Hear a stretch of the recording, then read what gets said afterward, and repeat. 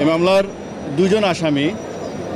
আজকের আসামির নাম হচ্ছে যিনি আজকে এই মামলায় বিজ্ঞ আদালতে হাজিরা যাওয়ার জন্য আসছে এবং একটা পিটিশন দাখিল করেছেন, মেঘনা আলম। এই মামলার অপর একজন আসামি সামির দেওয়ান। এই আসামিগণ একটি সংঘবদ্ধ প্রতারক চক্রের সদস্য। এরা বাংলাদেশের বিভিন্ন সুন্দরী মেয়েদেরকে দিয়ে বাংলাদেশে কর্মরত বিভিন্ন রাষ্ট্রের কূটনীতিক প্রতিনিধি এবং দেশের ধনাঢ্য ব্যক্তি, রাজনৈতিক ব্যক্তিত্ব এবং রাষ্ট্রদূত, সুশীল যে ব্যক্তিবর্গ আছে, এদেরকে প্রেমের পাদে ফেলে অবৈধ সম্পর্ক স্থাপন করে, মেলামেশা করে। এই অবৈধ সম্পর্ক স্থাপনের মাধ্যমে সুকৌশলে বিভিন্নভাবে এদেরকে অবৈধ পন্থা অবলম্বন করে এদের কাছ থেকে মোটা অঙ্কের টাকা দাবি করে, চাঁদা নেয়। এইভাবে বিভিন্ন সময়ে এরা এই অপরাধ সংগঠন করছে। এই মামলার যে মূল যে ভিকটিম, আমরা মামলার এজাহার পর্যালোচনা করে দেখতে পারছি একজন সৌদিয়ান রাষ্ট্রদূত।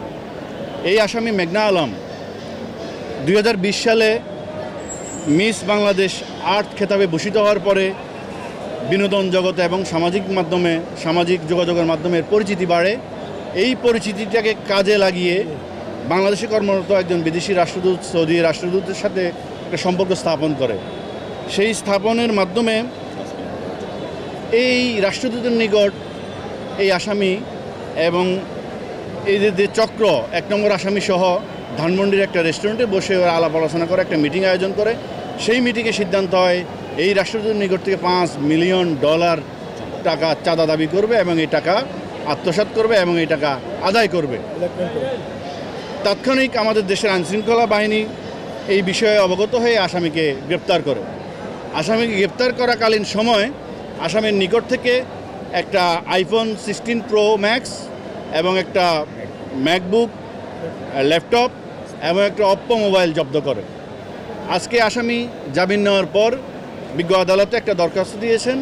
আসামির নিকট যে জব্দকৃত আলামত, এই ল্যাপটপ, এই iPhone Pro Max 16 Pro Max এবং অপ্পো মোবাইলটা তার জিম্মায় দেওয়ার জন্য আমরা রাষ্ট্রপক্ষে, এবং তার একটা পাসপোর্ট ছিল, আমরা রাষ্ট্রপক্ষে ঘোর আপত্তি করেছি।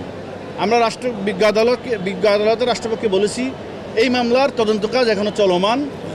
এই আলামত একটা গুরুত্বপূর্ণ, এই মামলার একটা গুরুত্বপূর্ণ আলামত, এবং এই যে ল্যাপটপ, এই মোবাইলে এই আসামি কার সাথে যোগাযোগ করছে, আরও কোনো ব্যবসায়ী, আরও কোনো রাষ্ট্রদূত, আরও কোনো রাজনৈতিক ব্যক্তিত্ব, আরও কোনো কবি সাহিত্যিক এবং সুশীল ব্যক্তিদের সাথে প্রতারণা করেছে কিনা, সেগুলো এই মোবাইল, এই ল্যাপটপগুলো যখন ফরেন্সিকে নিয়ে তদন্তকারী কর্মকর্তা পরীক্ষা নিরীক্ষা করবে তখন এগুলো সব বের হয়ে আসবে। তদন্তের এই মুহূর্তে বিজ্ঞ আদালত যদি এই মোবাইল এবং জব্দকৃত আলামত এই আসামির নিকট জিম্মায় দিয়ে দেয় তাহলে এই মামলার আলামত, গুরুত্বপূর্ণ আলামত নষ্ট হবে। বিজ্ঞ আদালত রাষ্ট্রপক্ষের বক্তব্য শুনছে এবং আজকের আসামির বক্তব্য শুনেছে, আসামি পক্ষের আইনজীবীর বক্তব্য শুনেছে।